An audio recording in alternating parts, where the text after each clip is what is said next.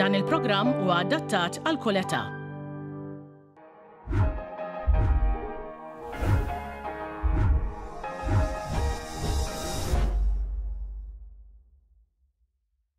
Dan il-programm se jitwassal lilkom bix-xewqat tajba ta' Dembi by Greg and Elul, Miracle Foods, Interspa Supermarkets, Strand Palace Agency Limited, Lamb Brand, Tipjak u Camel Brand.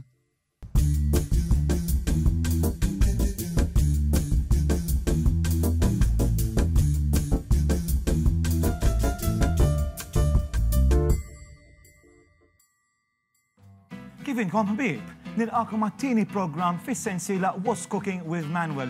Grazzi għar-rispons li tajtuni tal-ġimgħa l-oħra l-ewwel programm, vera ħadd pjaċir u nispera li jinkom ħadtu pjaċir ukoll miegħi ġol kċina għal riċetti. Kenna dawk ir-riċetti verament tajbin.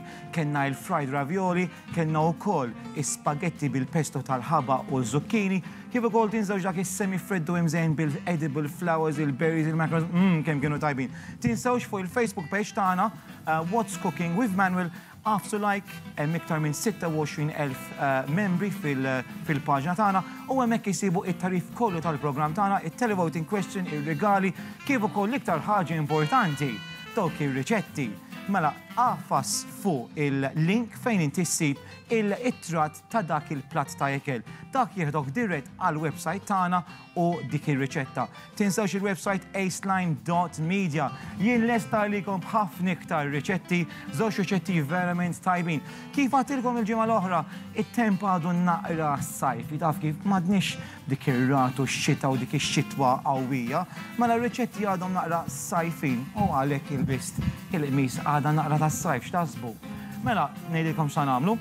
Għanna żewġ riċetti tajbin, għanna il-blalen fuq skewers bit-tiġiġ u l-kuskus u għanna niksom hemmhekk bil-sesame seeds il-ġunġli kif ukoll il-cashew nuts. Sa nagħmlu satay dipping sauce u t-tieni riċetta xi ħaġa mediterranjana ħafna, layers ta' ħaxix griljat bil-filling ta' ricotta u lumi u ħabba, eċetera, eċetera. Dik iktar tard. Ejja nibdew l-ewwel waħda.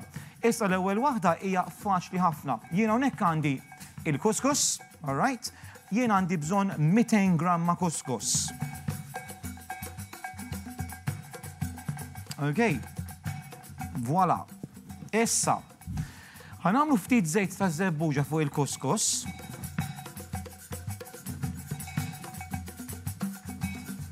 U hawnhekk għandna l-misħu. Iżda daqs kemm nagħmlu kuskus nagħmlu misħu. So hekk għandna 200 gramma kuskus namlu 200 millilitru ilma. U ovvjament kif kulħadd jaf x'irridu nagħmlu dan issa nagħmlu hekk. Dan inġibu hawn, niksuh bil-platt jew xi ħaġa u nħallu dak il-kuskus issir. Issa kif għadilkom jien għandi wieħed lest. Okay, dak jidum xi minuti. Jien hawnhekk għandi wieħed lest. Dan huwa l-kuskus li jien preparajt qabel beda l-programm. Issa li rridu nagħmlu huwa dan. Għandna 400 gramma kapuljat ta' tiġiġ. Mela dawn ġejjin blalen tal-kuskus imma bil-tiġiġ u għandna tomit naqra Asian style illum. Mela għandna bżarru melħ importanti.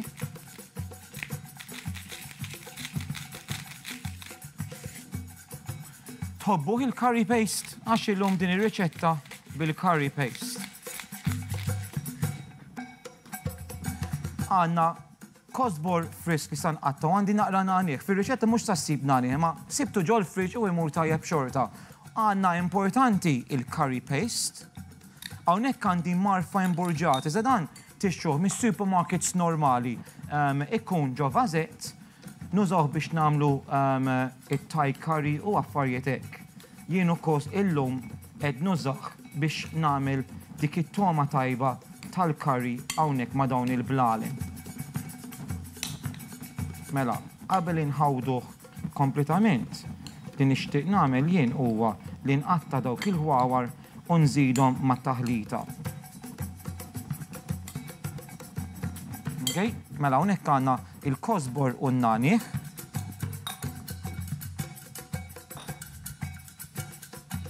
Issa Għanna bżonn ukoll hawnhekk għandi cashew nuts imqattajn biex nagħmlu coating u għandna wkoll taħlita ta' ġunġliel, ġunġliel iswed u ġunġliel abjad. Okay? Mela ħanqattaw dawn il-ħwara qed nagħmel ħafna ħwawar hawnhekk apposta. Fresh herbs ma nibżawx minnhom, nagħmlu abbundanza. Nqattawhom hawnhekk. Mela nfakkarkom fuq il-website aceline.media hemmhekk issibu mhux biss ir-riċetti imma dak kollu li għandu x'jaqsam mal-programmi tagħna. Issibu wkoll il-programmi on demand, vurdieri idħol biex terġa' tara dal-programm u kull programm li nagħmel meta trid inti fil-komdita tiegħek. Għamil bżarru melġo fija din għax insejt. Ħanerġa' nagħmel naqra iktar melħ. U naqra iktar bżarru.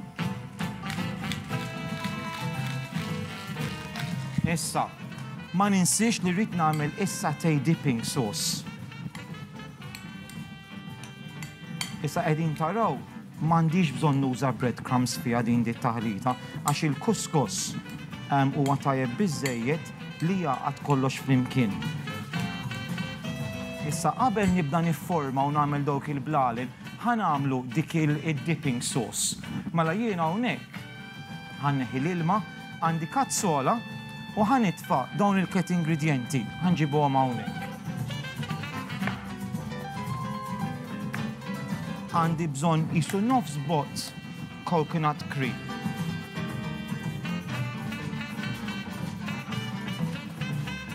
Okay? Għandi bżonn żewġ imaref imburġati peanut butter.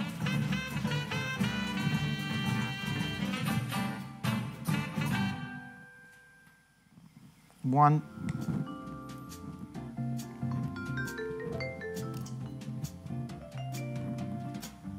Two. U ftit sesame oil. Qisu nofs kuċċarina. U dan sa nagħmluh fuq in-nar sakemm jinħal hekk irid jistartjali. Mela, dak sa nħawduh ftit, jisħon ftit, u nsajruh għal xi ftit minuti, ġast sakemm bażikament jinħal u jaqgħad ftit. Ħanneħi dawn min-nofs għax l-imbarazzi dejjaqni. Mela, ħankomplu.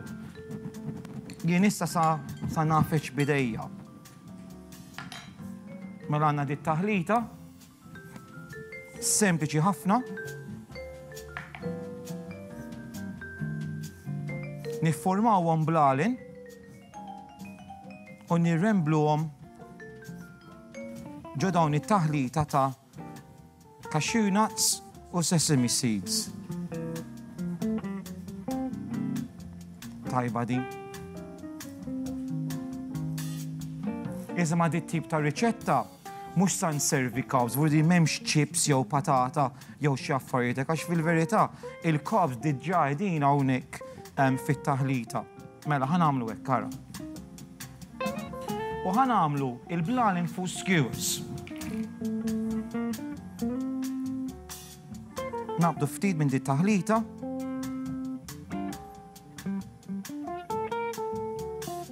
Jien ħankompli hawnhekk. Ħanamel dawn il-blalin, nagħmel fuq skewers u nibda nsajjarhom u nipprepara r-riċetta li jmiss.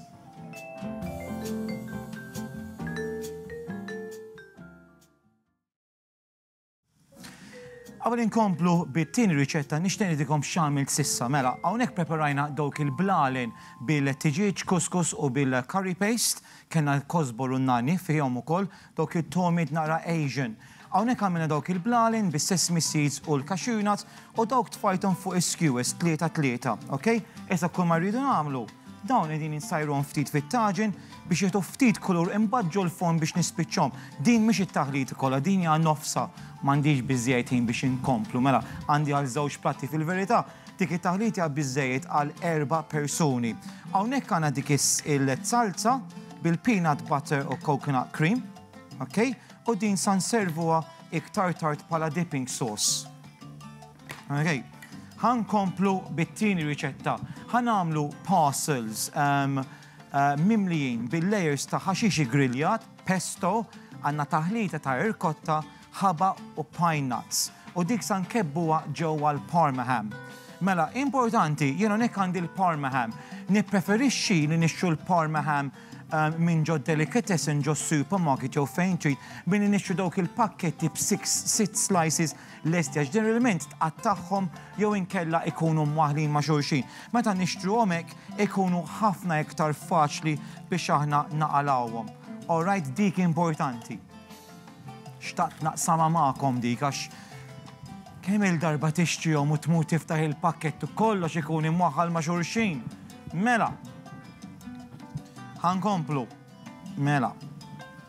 Ħandawwar dawn mala, jara. Qegħdin jieħdu dik in-naqra ta' kulur.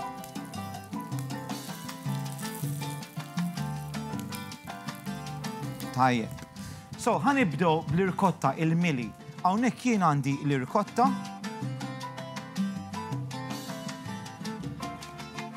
Tajjeb ħafna.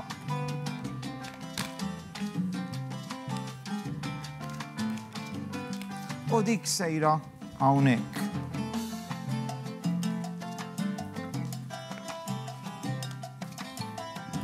Ħanżidu ftit bżar u milħ.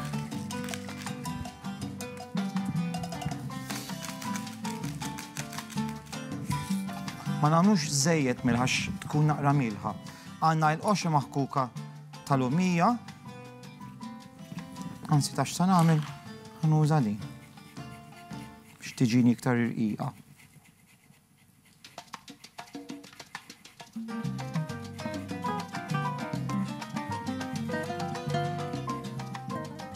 Hekk biżżejjed u għandna naqra grana padana. U din mhijiex fir-riċetta ma sibta fil-friġ waqt u iva ħanżiduha. Naqra grana padana mhux ħafna, ftit hekk kara, għat-toma. Biżżejjed. Dawn ħanniħem fuq in-nar. Iżda dawk nitfaħħom fuq tray ġo l-forn. Infatti ħanagħmilha issa. Hawnhekk qiegħed. 1, 2, 3, 4. Inqasmit li waħda ma jimportax.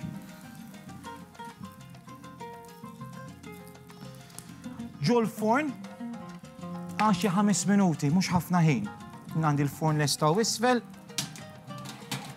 u dawk dieħlin. Mela ħankomplu. Ħanħawdu din it-taħlita. Din hija riċetta verament faċli. Mela l-ricotta lesta riħa tfuħ tal-lumi. Ara kemm sempliċi di riċetta. Mela, neħu l-latu. Ħanaqbdu il-ħaxixi griljat għandi brunġil u għandi bżar. Ħanamlu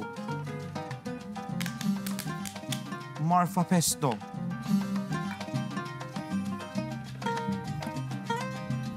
Il-tieni programm għax kollox siġillat, kollox ġdid, ara.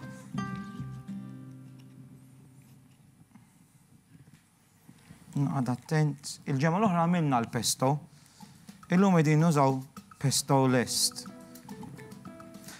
Qed nipprova ma ntajjarx iż-żejt li hemm ġo fiha fuq il-qmis u nnexxieli. Tajjeb. Okej. Kuċċarina.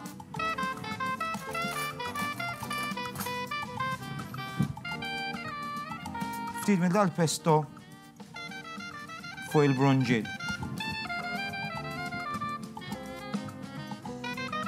Issa, bżar, msajjar, griljat, dan ġo taġent naqra bżar u melħ, anke kċit naqra garlic granules. Mbagħad nispiċċaw ġo l-forn jekk irridu. Issa, ftit minn din l-ricotta.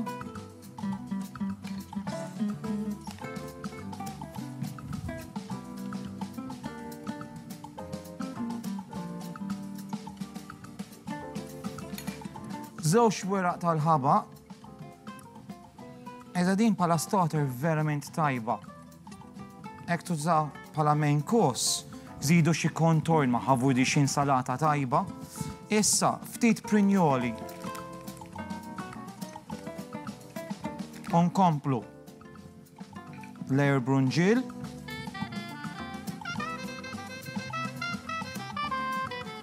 Naqri iktar pesto. Din għamil tal-mother-in-law tiegħi, inselmila minnaw, Joyce Aquilina, u vera ħadet pjaċir bija, inselli għal Ron ukoll, Roni Kakija. Issa, mela, bżar, mortana biex nara għalti mal-mex sansajjar il-lejla, għatila x'għandek. Għalti għandi l-ktib tiegħek miftuħ u kon sa nagħmel għandila ħanamil il-lekkien. Insomma, iktar ricotta, prinjoli, l-aħħar waħda u san kebbu ġodik il-Parm ħankompli jibqaw hemm, okej, dal-waqt magħkom, ħanibda inkompli ir-riċetti.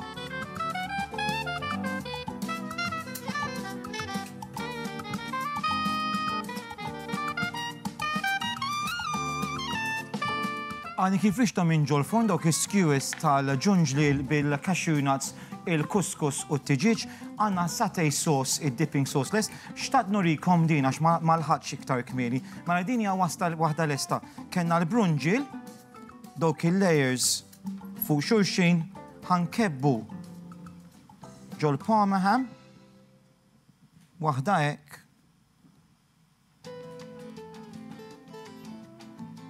U waħda hekk. U dawn sejrin fil-forn għal 5 minuti. Sejrin għal waqfa ta' reklami u l-ura biex nagħlqu l-programm bil-riċetti tal-lum.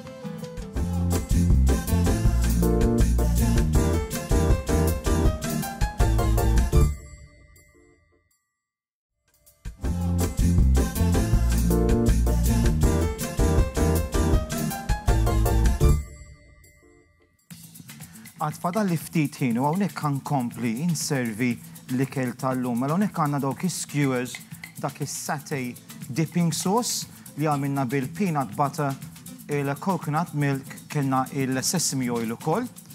Issa dawk skewers tfajtum fuq ftit wera hemmhekk. Hawnhekk għandi ftit pita bread. U kull ma sa nagħmel sajjarthom ġol taġen, ftit żejt. Nagħmilhom hekk. Unservu magħhom ftit wera biex inżejnu.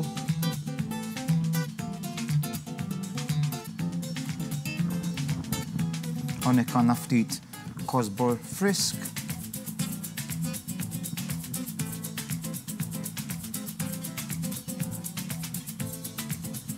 Ftit iktar hawnhekk. Okay. Dawk il-parcels mimlin bil-ħaxix griljat, flimkien ma' skewers tal-kuskus kif ukoll il-tiġiġ. Nispera ħadu pjaċir bil-programm illum żewġ riċetti, għandna nerġgħu nintaw il-ġimgħa d-dieħla għall-programm ieħor l-erba' fis-6 ta' filgħaxija. Nintaw, ciao.